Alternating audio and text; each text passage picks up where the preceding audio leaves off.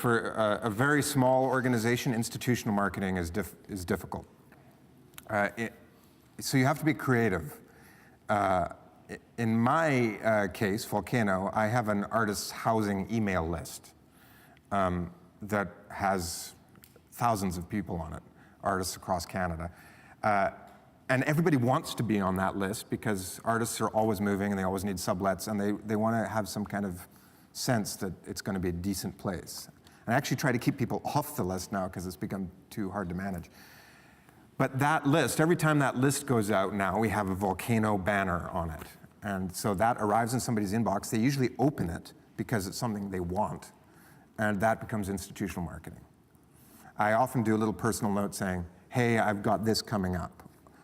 I also, in those emails, often include plugs for shows that I love, because I'm interested in just good art in general. And then I think my readership likes that, because it's not just me selling my own stuff, it's me saying, well, I recommend this. So that's a possibility. Anytime you do anything that's small, that doesn't cost a lot, like if you do a reading series, or if you have a, if you're a dancer and you've got a small piece in some small series, just let people know about it. That becomes institutional marketing. Yeah. Anybody else?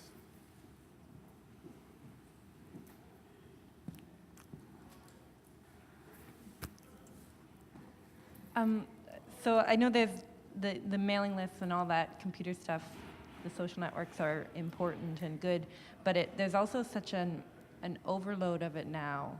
I know so many, and myself included, where you delete, because you just don't have time to read it all. Like, and there are times where I'm like, oh crap, I can't believe I missed that show. I probably got an email about it, but I missed it because it was in the delete pile, because I just didn't have time to see that. Is there a way to, like, how do you? This is the big question, yeah. No, I don't think there is a way to guarantee that people will come to see your show, except that you try everything.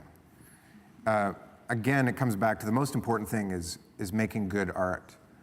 And sometimes this process can take years getting the word out. Like, seriously, there are so many companies now in Toronto. There's ever more companies in Toronto. We're all competing for the same audience. Not necessarily, some people are in different sectors, but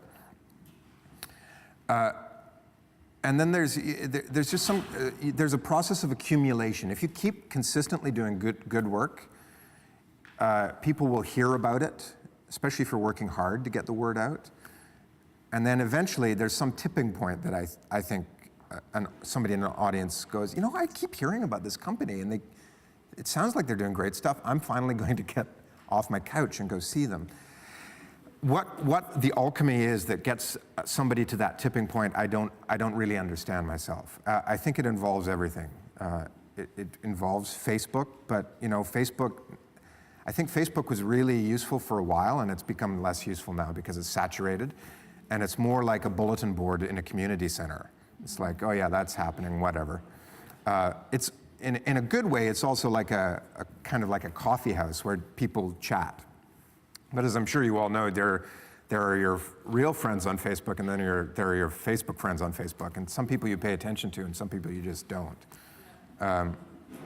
So word of mouth is still, I think, especially from the indie sector, the most effective way to get bums in seats. If you're doing a really hot show and people talk about it, you'll fill. So that's one thing. And the other thing is that there's something irreducible about the concept, like what the show is. Some shows just catch the zeitgeist. Some ideas are just like, wow, for some reason, I'm really curious about that right now.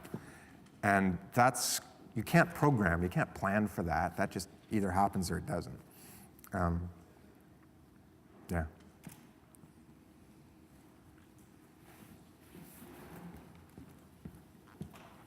This is touching on that a little bit, but I'm wondering, I feel like more than I ignore or like get oversaturated by online messaging and online events, I'm so oversaturated by postcards and posters, and I don't even see them anymore. Mm-hmm. And I'm thinking a lot about reducing printing costs and reducing printing in general. And I'm wondering how much value you see in print marketing. That's also a really good question. We've tried different things over the years. We used to put a lot of resource into postering. Then for a while we did no posters and only cards, and it had no appreciable impact. We don't, we're not a big company, so we don't keep stats, and we don't do really careful surveys about how did you hear about the show. So it's all kind of like guesswork. I'm assuming most people are in that same envelope here.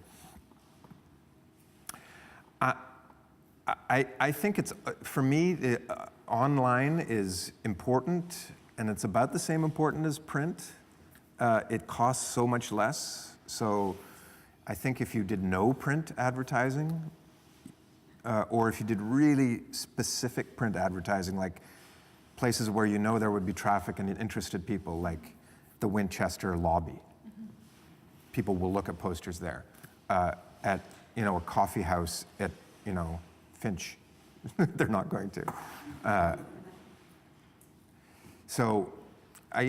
Experiment. Again, I think that the things that, to my sector, that draw audience are word of mouth and good reviews in newspapers. Those still work. And that's free.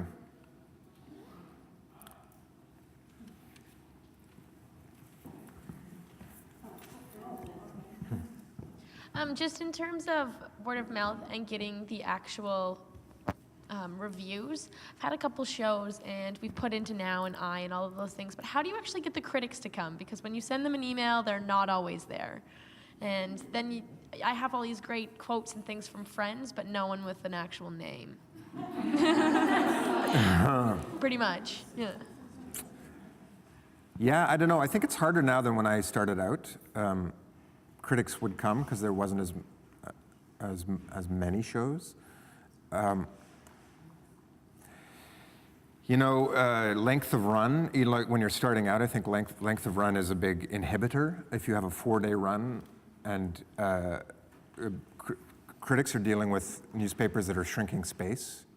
So just getting out to see giant shows, like getting to see all the Mervish shows, for God's sake, can be a challenge for a critic.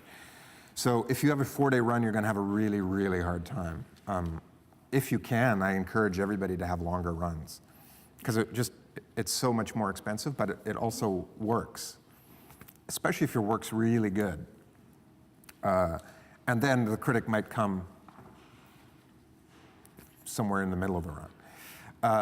The other thing is to really coordinate your opening night. Really be careful about when your opening night is. The TAPA, the Toronto Association of Performing Arts, has an opening night directory. Theater companies, I think it's mostly for theater companies, but I'm sure there's dance openings on there too. Try to make sure that they're clear on that night. So if you're going up against the Lion King opening, you're screwed. But if you choose a night where there's nothing else happening, then the other thing you can do is hire a publicist. Okay. And there's a few publicists in town. Like 49street.com? Sorry, 49street.com, everyone. I don't know who that is. Okay. Some publicists have real leverage, and they will bother a critic, and the critic will just, to get them to shut up, will go to the opening. I always hire a publicist, and from my first show, I hired a publicist. I found it was money really well spent, and continues to be. Because again, the bang for buck, we don't have the marketing budgets that big theaters have. And even my company, I've been around for 16 years, I still don't have marketing budget so that I can saturate the city. Free print, either previews or, especially previews if you have a short run, or reviews. That's really the bang for buck, and a publicist can help you get that. So. All right, hi. I just was wondering, I want to dance for bands, for rock bands and alternative rock bands, and blues bands, so bands that don't have dancers usually. But but I think they should have them. And I was wondering how you would go about it, like what your approach would be in doing something like that. Yeah. No, it's a really cool idea. First, you need to know what it is you're proposing, like who the band is and who the dancers are and what the concept is. And then once you've got that kind of worked out, I would go to the Summerworks Festival, because Michael Rubenfeld, who's running Summerworks now, has really changed the complexion of the festival, and he's doing indie rock music and theater. And some of the theater he's doing is dance or physical theater. Yeah, he's having bands at the festival. He'd be really open to the idea of, I can't speak for him. I think he'd be really open. Michael Rubenfeld. Oh, okay. But Summerworks is really trying to combine those worlds. So that would be a no-brainer starting point for me. Other than that, I'm not sure, because I have really no expertise in that world. The good thing about Summerworks too, and this is just in general, Summerworks is kind of a gateway venue or gateway festival. And when you're starting out, you want to get your work up in a place where there's traffic, where especially other artistic directors are coming shopping for shows, where the critics are going to be there anyway. Summerworks has become the most important place. Years ago, when I was starting out, it was Equity Showcase, which Chris used to run. And that's how I got my start as an actor and then also as a director. That's shifted. So it's good to look for those, where people are going, what's exciting. And not just locally too, but nationally and internationally, like the Push Festival in Vancouver. That's a fantastic festival for alternative, more off the beaten track kind of work. And of course the Edinburgh Festival, that's where I got my start as an international company. So the Edinburgh International Festival in Scotland, yeah. It's the biggest theater festival in the world. Yeah, there's something like over 2,000 productions now.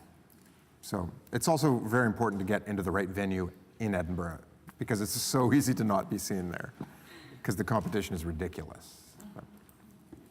But yeah, that's a way you can skip to get into bigger venues to attract partners. Partners is something that I didn't really talk about, but that's key, I think, in our sector in particular. Not just our sector, but I mean, it's undeniably important now, is partnering with other organizations, with funders. So for Volcano shows, we always have an array of funders, and sometimes different, or sort of partners. Sometimes different partners depending on what step of the development we're in too. I almost never pay for a theater now. I almost never rent one, because I become a part of somebody else's season. And that's a huge cost saving for us, because we just don't have the cash to pay for everything ourselves. So partnership is good, and partnering with international festivals or national festivals can also help. One thing, like I did talk to a management of a band, and he basically said, like, do you have a video to show what you would do? And he's like, and another thing is, like, you have to try to make us think that we need you, because you're going to cost money. Yep. Right? Absolutely. So this all comes back again to making really good art. So if your art is really good, that's the first and most essential step. Then you have to know what tools you need to market that art to other potential partners, who can then become your family. For Volcano, we video everything.